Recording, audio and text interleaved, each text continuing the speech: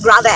2 araw akong hindi nakapag-video dahil nawalan ako ng data and 2 araw ko hindi nakapag-upload. 2 araw din ako hindi nakapag-take ng video kasi full storage ako and out of date. Ngayon, hindi tayo mag-get ready with me. Ang gagawin natin today, mag-curl. Yes! Di ba nung nakaraan, parang nag-get ready with me ako, tapos parang curly hair ko doon. Paano ko nagawa yun?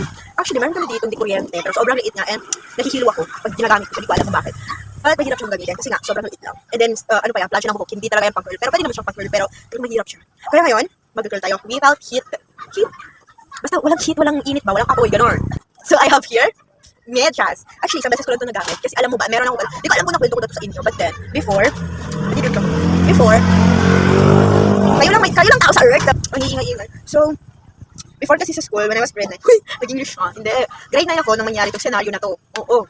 Ano kasi, before, kasi sa school namin, talagang patakaran na mababa yung medyas. Like, hanggang ankle lang talaga yung, tama ba hanggang ankle? Hanggang ano lang yung, hanggang dito lang!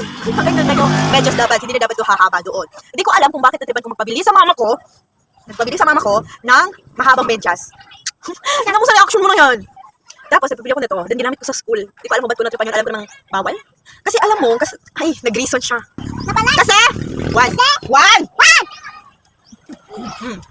Kasi yung reason kung bakit ako nagpabili nito, hindi ko alam magbumoist ba ako nun sa school. Tapos para hindi makita, mag-medyas ako ng mahaba or hindi ko alam. Pero kasi, ang alam ko kasi nung time na yun, may mga student naman na iilan na nag-medyas ng mahaba. And then, so akala ko okay lang, allowed naman. Tapos pag alam mo, umaga pagpasok ko, sobrang tangis ng ngiti ko, ganun. Tapos, wait lang, parang hindi ko ito nasisimulan at pagkagabi na, sisimulan na natin. So ganito yung mga ginagawa naman talaga, usual, pero hindi medyas yung ginagamit nila. Basta ano lang yung meron na tayo. So, ayan. So, yung kwento ko pala, wait lang, hindi ko muna itong hair ko. Hindi siya sumagabal sa ako, Ayan.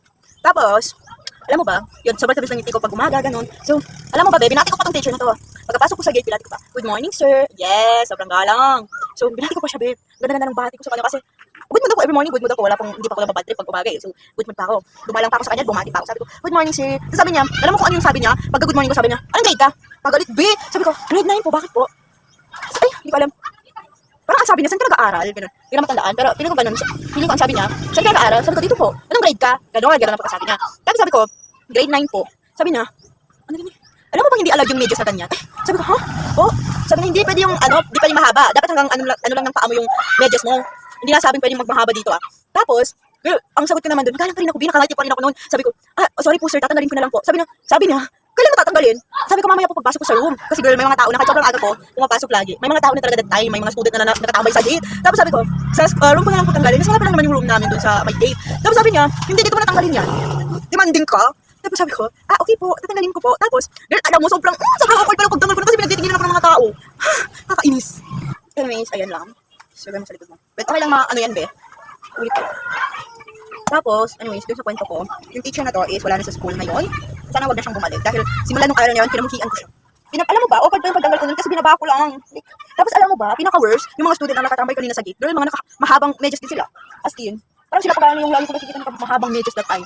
Tapos kanina pa sila nakatambay dun sa yung sinita nga ako, sa kanya lang sinita yun. Nung parang pagkatayo ko, di ba, pinaba ko na mismo sa harap niya talaga ako nagtabal ng medyas. Tapos pagkababa ko ng medyas ko, pagkatayo ko, tumingin ako dun sa may mga tao, sa mga student na nakatambay dun sa gate, tumingin ako sa kanila. Kasi nga, madami sila dun, like mga 3 ata, nakamedyas sila ng mahaba. So tinignan ko, so parang alam niyang parang ang unfair ng niya kasi ako lang yung sinita niya, kanina pa nakatambay yung mga student na yun sa mesa. Tapos, sa gate. Tapos, sa kanya sinita ba yung pagkasita na sa akin, pagkatapos niya ko sitahin, sa kanya sinita yung mga nakatambay sa gate. Diba? Sobrang, so, ayun. Yung araw nasira yung araw ko nun. But then, pagkapasok ko sa room, stubborn, binalik ko yung medyas ko. Binalik ko siya kung saan siya. Binalik ko sa mahaba kasi pagkapasok ko, meron ako isang kaklase, alam ko na kaklase. Meron ako isang kaklase, nakita ko na mahaba din naman yung medyas na gamit niya. Sabi ko, alam mo ba, sinita ako ni sir, Ganun. So sabi niya, ako kasi maaga ako pumasok, parang hindi aga daw siya nakita ng teacher. Wow. Pero ako binalik ko yung medyas ko. Binaliwala ko yung sita-sita niya kasi hindi naman kami magkikita pa. And then today, wala na siya dito, kung siyang bumalik sana. Dahil talagang, after nun, kinamuhian ko siya, and after nun, hindi ko na ulit pinamit ko medyas na. Ipang-curl na lang natin yan. And yes, tapos na ang ating curl. Wala na akong gagawin, mag-tiktok ako. So, tapos pa ng curl, ayan, medyas lang. Pwede rin hijab, dun ko siya natutunan sa hijab, pero wala, hindi ko pa yung gamitin yung hijab ko. Anyways, that's the story. And that's it. Bye!